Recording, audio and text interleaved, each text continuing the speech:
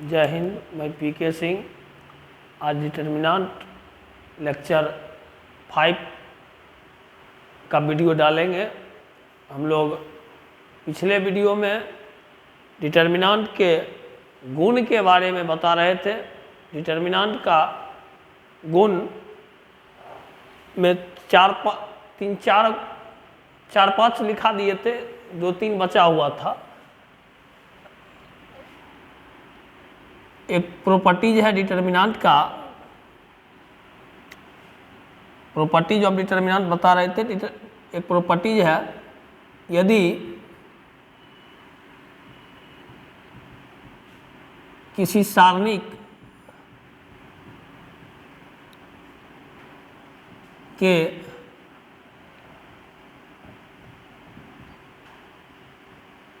एक पंक्ति या स्तंभ,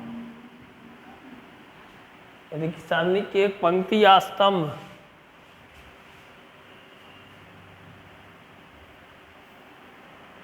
में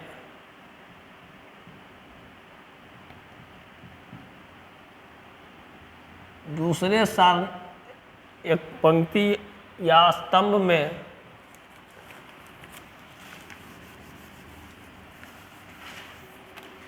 सारणिक के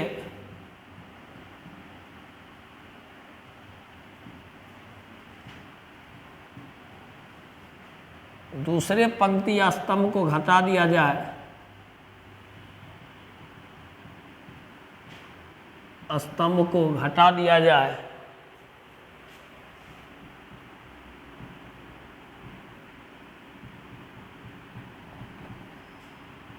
तो सारणिक का मान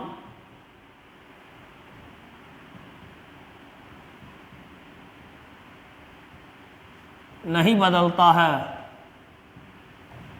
तो सारणिक का मान नहीं बदलता है।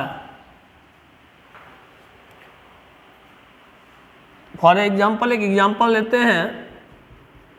a इक्वल टू, जैसे डिटर्मिनेंट दिया हुआ है 2 1 5 0 2 3 1 4 7, इक्वल डिटर्मिनेंट है। इसमें लिखा है यदि कि सारणिक के एक पंक्ति या स्तंभ में कोई एक पंक्ति में दूसरे पंक्ति को घटा दो, पंक्ति में पंक्ति को घटा दो, यानी R1 को ऐसे चेंज कर देते हैं R1 माइनस R2। जैसे R1 में R2 को घटाए, R1 में R3 को भी घटा सकते थे, R1 में R2 में R1 को भी घटा सकते थे, R2 में R3 को भी घटा सकते थे, R3 में R1 को भी घटा सकते थे, R3 में R2 को भी घटा सकते थे। तो जिस पंक्ति को चेंज करना है उस वो इक्वल टू लिखना है, वो पंक्ति पहले माइनस जिसको घटा रहे हैं वो। तो चेंज कौन हो रहा है इसमें? R1 से जो ही चेंज होगा तो इसका फेस चेंज हो जाएगा। फेस चेंज होगा तो इसलिए उस डिटर्मिनेंट को B मान रहे हैं। R1 में R2 घटा देंगे, R1 ये है, R1 में ही R2 को घटा दो, घटाएंगे तो 2 माइनस 2 में 1 गया 1, 0 में 2 गया -2, 1 में 4 गया -3, 1 2 4 5 3 7। या R1 में R2 घटाने पर यदि मान लीजिए कोई ऐसे घटा रहा है, R3 में घटा रहा है R2 को, मान लीजिए R3 में R2 को घटा रहा है, तो कौन सा रो चेंज हो रहा है? R3 में यदि R2 को घटाते, R3 में R2 को घटाते, R3 ये है, R3 में यदि R2 को घटाएंगे, इसका नाम C रख लेते हैं। 2 0 1, R3 चेंज हो रहा है इसमें, 1 2 4, R3 में R2 को घटाइए, R3 में R2 को घटाइएगा, 5 में 1 गया 4, 3 में 2 गया 1, 7 में 4 गया 3। अब तीनों डिटर्मिनेंट का वैल्यू निकाल के देखिएगा तो सारणिक का मान नहीं बदलता, यानी डेट वही रहेगा। जो डेटे निकालिए, इसका क्या आता है डेटे निकालिएगा। 2 into row column cancel, 14 minus 12 2, 0 पे तोड़ेंगे ही नहीं, +1 into row column cancel, 3 minus 10 -7, 4 -7 यानी -3 आया। इसका भी -3 आना चाहिए, डेट भी, डेट ए आया। डेट बी देखो 1 into row column cancel 14 minus 12 2 minus minus plus 2 into row column cancel 7 minus 20 7 में 20 गया minus 13 minus 3 into row column cancel 3 minus 10 3 में 10 गया minus 7 2 minus 26 plus 21 23 minus 26 minus 3 दोनों का वैल्यू क्या देख रहे हैं सेम देख रहे हैं। वही डेट सी भी आएगा, डेट सी का भी वैल्यू निकालेंगे तो वही आएगा। डेट सी निकालिएगा 2 into row column cancel 6 minus 4 2 zero पे नहीं तोड़ेंगे plus 1 into row column cancel 1 minus 8 1 minus 8 minus 7 4 minus 7 minus 3 आया, डेट सी आया माइनस 3। तो ये हम देख लिए थे कि सारणी की एक पंक्ति में पंक्ति को घटा करके देख लिए, कोई एक पंक्ति को ऐसे बदले R1 को ऐसे चेंज किए R1 में R2 घटा दिए। दूसरा में आपको दिखाए R3 को ऐसे चेंज किए R3 में R2 को घटा दिए, तो सारणी का वैल्यू चेंज नहीं होता है। उसी प्रकार से C1 में यदि C2 को भी घटा दोगे, C1 में C2 को घटा दोगे, जैसे हम एक देख लीजिए कॉलम वाइज घटा करके C1 में C2 को घटा दो, C1 में C2 को घटा दो, C1 में C2 घटाएंगे, इसको डी मैट्रिक्स नाम रख लेते हैं। डी मैट्रिक्स रखिएगा, C1 में इस बार C2 को घटाना है, बोलिए क्या होगा 2 माइनस 1 5 में 3 गया 2 0 2 3 1 4 7 डिटर्मिनेंट वैल्यू निकालेंगे det D equal to 2 into row column cancel 14 minus 12 14 में 12 गया 2 जीरो पे तोड़ेंगे नहीं plus 1 into row column cancel minus 3 minus 4 minus 7 वैल्यू आया 4 माइनस 7 4 में 7 माइनस 7 माइनस 3 देख रहे हैं सबका वैल्यू सेम आ रहा है। यानी यदि किसी सारणी के किसी एक पंक्ति या स्तंभ में किसी दूसरे पंक्ति या स्तंभ को घटा देने से सारणी का वैल्यू चेंज नहीं होता है। नेक्स्ट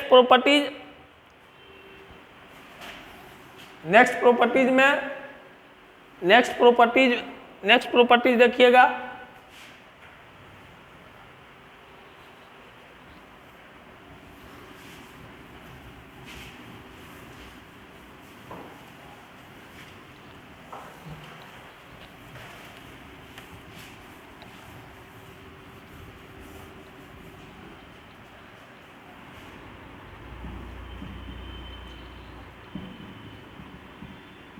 यदि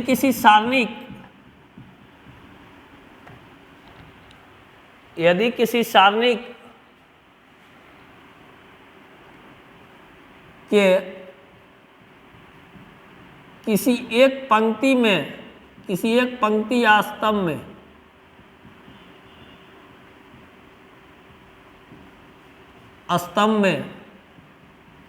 किसी अदिश राशि से गुना कर दूसरे पंक्ति या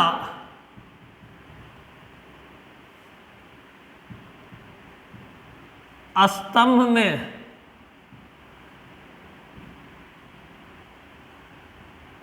जोड़ या घटा दी जाए, दूसरे पंक्ति या स्तंभ में जोड़ या घटा दी जाए तो सारणिक का मान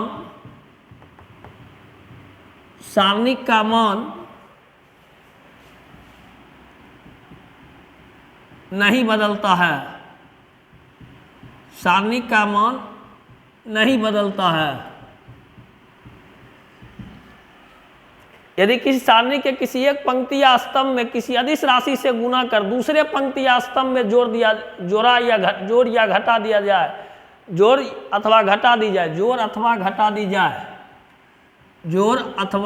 दी जाए तो सारणी का मान नहीं बदलता। जैसे एक डिटर्मिनेंट ले लीजिए 1 2 1 3 2 4 1 5 3 एक डिटर्मिनेंट लिए। इस डिटर्मिनेंट में करते क्या है, क्या बोले, यदि किसी सारणी के किसी एक पंक्ति कोई एक पंक्ति या स्तंभ में, पहले पंक्ति वाइज करते हैं, किसी अदिश राशि से गुना कर, जैसे ई पंक्ति में हम अदिश राशि से गुना किए, तो इसको जिसमें गुना कर रहे हैं उसको नहीं बदलेंगे, जिसको में गुना कर रहे हैं, जिसको गुना कर, जिस पंक्ति में गुना कर रहे हैं उस पंक्ति को नहीं बदलेंगे। इसमें अदिश राशि से गुना कर दूसरे में जाके जोड़ दें, ना एक में गुना कीजिएगा तो R1 में जाके जोड़ दीजिएगा, यदि इसमें गुना करते हैं तो R2 में जाके जोड़ दीजिएगा, यदि इसमें गुना करते हैं तो R2 में आके जोड़ दीजिएगा, यदि इसमें गुना करते हैं तो R3 में आके जोड़ दीजिएगा, या घटा देंगे। जैसे हम देखिए वो बताते हैं एक में गुना करते हैं R1 में जाके जोड़ देंगे तो बदलाएगा कौन, R1 बदलाएगा, जिसमें जाके जोड़ेंगे वो बदलाएगा। तो R1 इक्वल टू हो जाएगा R1 equal to R1 plus 2R3, R3 में 2 से गुना किया, R3 में 2 से गुना किया, R1 पे जाके जोड़ दिए, तो कौन चेंज हुआ, R1 चेंज हुआ। जिसमें बोले मल्टीप्लाई करने के लिए उसको चेंज नहीं करना है, दूसरे में जाके जोड़ेंगे, जिसमें जोड़ेंगे वो चेंज होगा। तो बोलिए एक फेस बदल जाएगा, तो बोलिए क्या होगा, इसमें 2 से मल्टीप्लाई करती R3 वाला में 2 से मल्टीप्लाई करके सामने R1 वाला में जोड़ते जाइए, 2 से मल्टीप्लाई करके जोड़ देंगे 3 होगा, 2 से मल्टीप्लाई करके इसमें जोड़ देंगे 12 होगा, 2 से मल्टीप्लाई करके इसमें जोड़ देंगे 7 होगा, 3 2 4 1 5 3। अभी डिटर्मिनेंट की वैल्यू देखिएगा चेंज नहीं होगा, डेट ए जितना डेट ए निकलेगा उतने डेट भी निकलेगा। ए का डेट निकालिए, 1 into row column cancel, 6 minus 20, 6 में 20 गया तो minus 14, minus 2 into row column cancel, 9 4 गया 5, plus 1 into row column cancel 15 में 2 गया, 15 में 2 गया 13, 1 into row column cancel 6 minus 20 minus 14, minus 2 into row column cancel 9 minus 4 5 आया, plus 1 into row column cancel 15 minus 2 13 आया, माइनस 14 माइनस 10 प्लस 13, यह हो जाएगा आपको माइनस 11 बचेगा।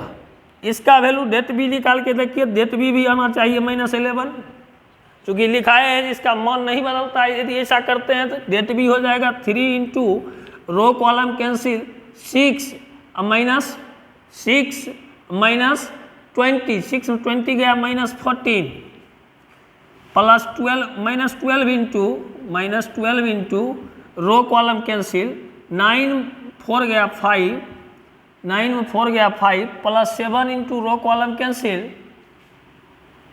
15 माइनस 2, 15 में 2 गया 13, minus 42 minus 60 plus 91, minus 102 plus 91 आएगा माइनस 11। दोनों का वैल्यू क्या है, सेम है। इसमें क्या बताए, रो में कोई नंबर से मल्टीप्लाई करके दूसरे रो में जोड़ दिए थे, यही करते हैं कि कोई रो में मल्टीप्लाई करके कोई नंबर से और दूसरे रो में घटा देते हैं, घटा करके भी देख लेते हैं। यहाँ लिखाए हैं गुना कर दूसरे पंक्ति स्तंभ में जोड़ अथवा घटा दी जाए, घटा कर भी चेक कर लेते हैं। जैसे हम कर रहे हैं R1 equal to R1 exchange कर रहे हैं, R1 equal to R1 minus 2R2, R2 वाला में 2 से गुना करके, R2 वाला में 2 से गुना करके R1 में जाके घटा देंगे तो कौन रो चेंज होगा, R1 चेंज होगा तो R1 को पहले लिखेंगे, R1 माइनस इसमें 2 से गुना करके इसमें घटाएंगे। तो बोलिए इसमें डिटर्मिनेंट का नाम C रख लेते हैं। तो बोलिए क्या होगा, 2 से मल्टीप्लाई करके घटाइएगा तो माइनस 5 आएगा, 2 से मल्टीप्लाई करके घटाइएगा इसमें माइनस 2 आएगा, 2 से मल्टीप्लाई करके घटाइएगा 1 में 8 गया माइनस 7 आएगा। 3 2 4 1 5 3। अब देखिएगा इस डिटर्मिनेंट का वैल्यू निकालते हैं। डिटर्मिनेंट का वैल्यू होगा det C equal to minus 5 into row column cancel, 6 में 20 घटा, 6 में 20 घटा तो -14 बचा, minus minus +2 into row column cancel, 9 में 4 गया 5, -7 इंटू रो कॉलम कैंसिल, 15 में 2 गया 13, 70 + 10 -91, 80 -91 -11, देख लीजिए इसका वैल्यू आया -11, वैल्यू सेम है। यही कॉलम वाइज चेक भी कर सकते हैं, कोई कॉलम में मल्टीप्लाई किए दूसरे कॉलम में आके ऐड कर देते हैं। जैसे इस कॉलम में मल्टीप्लाई कर रहे हैं, कॉलम वाइज नहीं एग्जांपल दिए, कॉलम वाइज एग्जांपल दे देते हैं। कॉलम जैसे कॉलम 2 में मल्टीप्लाई किया, कॉलम 1 में आके जोड़ देंगे, तो कॉलम 2 में हम 2 से मल्टीप्लाई कर देते हैं, कॉलम 1 में आके ऐड कर देंगे, तो कौन सा कॉलम चेंज होगा? तो जिसमें ऐड करेंगे या जिसमें सब्ट्रैक्ट करेंगे वो चेंज होगा, तो कॉलम 1 चेंज होगा। तो कॉलम 1 इक्वल टू हो जाएगा कॉलम 1 +2 इंटू कॉलम 2। अपने मन से कोई भी नंबर लेके मल्टीप्लाई कर सकते हैं। तो ये हो जाएगा आपको डी मैट्रिक्स का नाम रख लीजिएगा। डी मैट्रिक्स क्या आएगा? D determinant. तो 2 से मल्टीप्लाई करके इसमें ऐड कीजिएगा, तो 5, 2 2 या 4 1 5, 2 2 या 4 3 7, 5 2 या 10 1 11, 2 2 5 1 4 3। इसको एक्सपेंड कर दीजिएगा, डेट डी हो जाएगा 5 into row column cancel, 6 minus 6 minus 20 minus 14, -2 into row column cancel, 21 minus 44, 21 minus 44, 21 minus 44, ये हो गया आपको 3, 4 में 2 गया 2, +1 into row column cancel, 35 minus 22, 35 में 22 गया, 35 माइनस 22, 35 में से 22 घटेगा तो क्या बचेगा? 35 माइनस 22, 5 2 गया 3, 3 2 गया 1 13, -70 +46 +13, -70, 6 3 9 4 1 5 59, -11। इसका भी वैल्यू देख लिए, -11 आया। कॉलम में कोई कॉलम में मल्टीप्लाई करके, कोई कॉलम में कोई कांस्टेंट नंबर से मल्टीप्लाई करके घटा भी सकते हैं किसी कॉलम में, तो पर भी डिटर्मिनेंट का वैल्यू सेम होगा। अब घटाने वाला एग्जांपल स्वतः अपने से लिख करके बना लीजिएगा। हम अगले प्रॉपर्टीज पर फिर चलते हैं, अगले प्रॉपर्टीज की ओर। डिटर्मिनेंट का प्रॉपर्टीज, जितना प्रॉपर्टीज याद रहेगा उतना क्वेश्चन समझ में जाएगा। इसका यूज होता है, डिटर्मिनेंट का प्रॉपर्टीज का यूज होता है। इसके बाद हम एक थ्योरम बताएंगे, इसके सहायता से कोई भी डिटर्मिनेंट का वैल्यू फैक्टर फॉर्म में निकालिएगा। डिटर्मिनेंट का वैल्यू अभी जो निकालते हैं वो एक्सपेंड करके निकालते हैं। इस प्रॉपर्टीज के मदद से हम लोग निकालेंगे डिटर्मिनेंट का वैल्यू फैक्टर फॉर्म में। फैक्टर फॉर्म में डिटर्मिनेंट का वैल्यू निकालेंगे, यानी विदाउट एक्सपेंड किए हुए डिटर्मिनेंट का वैल्यू निकालेंगे।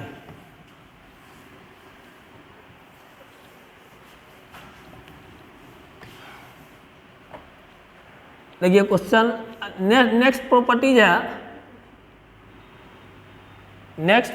है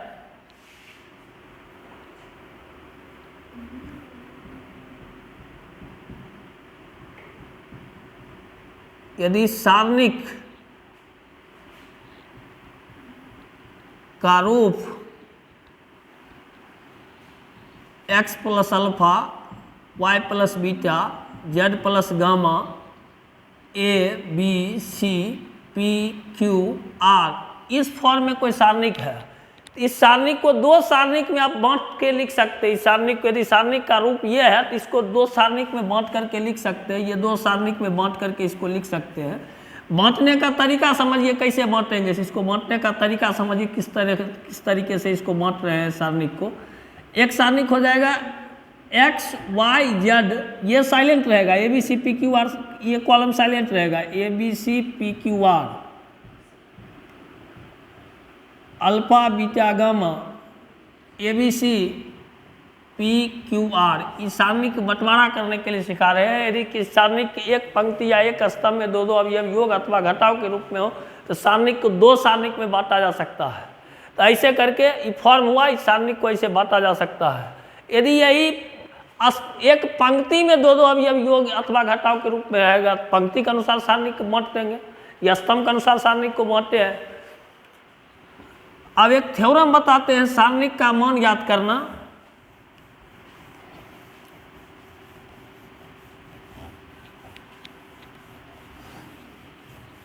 सारणिक का करीब करीब जो प्रॉपर्टीज था संभवतः सब लिखा दिए हैं। पहला प्रॉपर्टीज बताया यदि किसी सारणिक की एक पंक्ति के सभी अवयव शून्य हो तो सारणिक का मान शून्य होता है।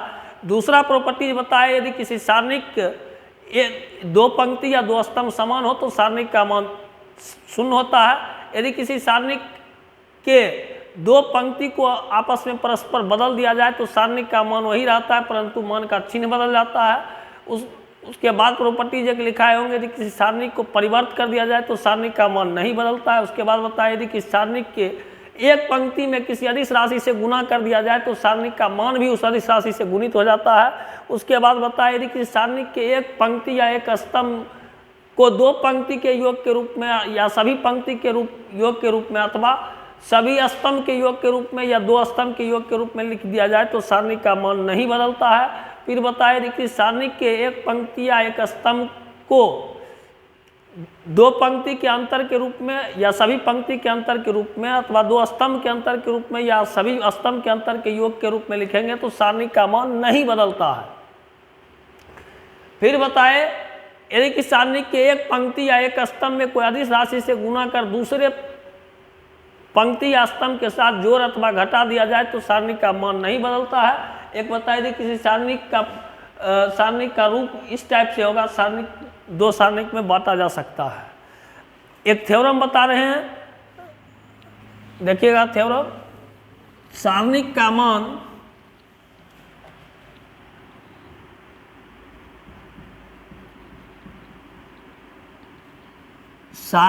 मान बिना विस्तार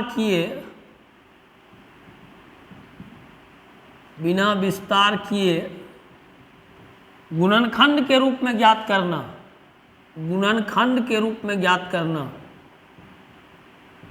गुणनखंड के रूप में ज्ञात करना। सारणिक का मान गुणनखंड के रूप में कहेगा आपको निकालने के लिए। गुणनखंड के रूप में बहुत ज़्यादा क्वेश्चन इसमें प्रूव करने वाला, और एक बोर्ड में भी क्वेश्चन देता है, इस बार भी दिया था क्वेश्चन प्रूव करने के लिए देता है। फैक्टर फॉर्म में डिटर्मिनेंट दे देगा, उसको फैक्टर फॉर्म में कहेगा उसका वैल्यू फाइंड करने के लिए। इसके लिए हम लोग थ्योरम जो प्रॉपर्टीज बताए इसी प्रॉपर्टीज को यूज करते हुए हम लोग इस थ्योरम को बनाए हैं। देखिएगा सर्वप्रथम करना क्या है, सर्वप्रथम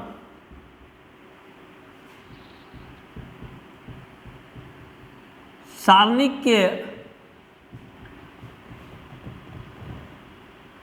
गुण का प्रयोग करते हुए, सारणिक के गुण का प्रयोग करते हुए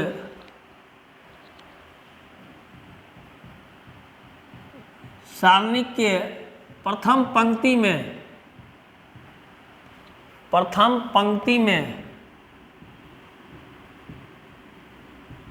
1 1 1 लाते हैं।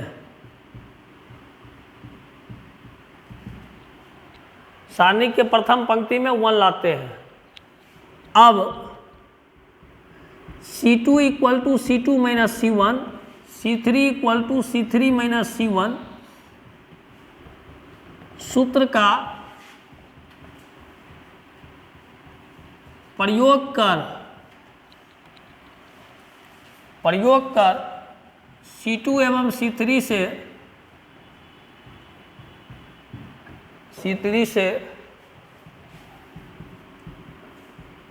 कॉमन लेते हैं।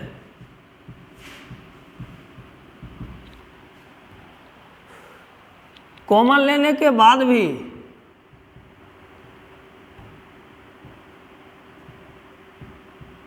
कॉमन लेने के बाद भी यदि सारणिक का अवयव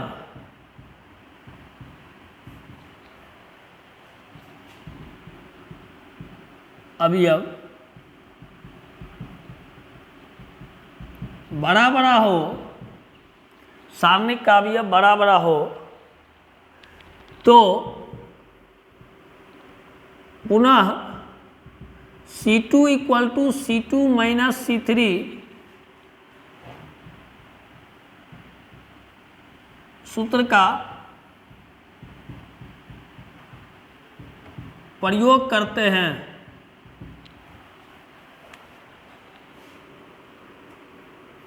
और C2 से पुनः कॉमन लेते हैं।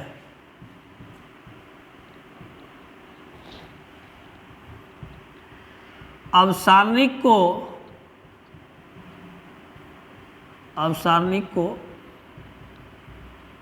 विस्तार कर देते हैं,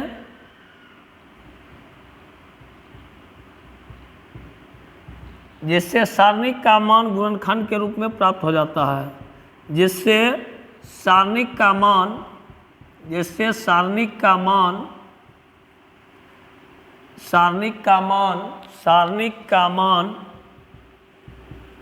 गुणनखंड के रूप में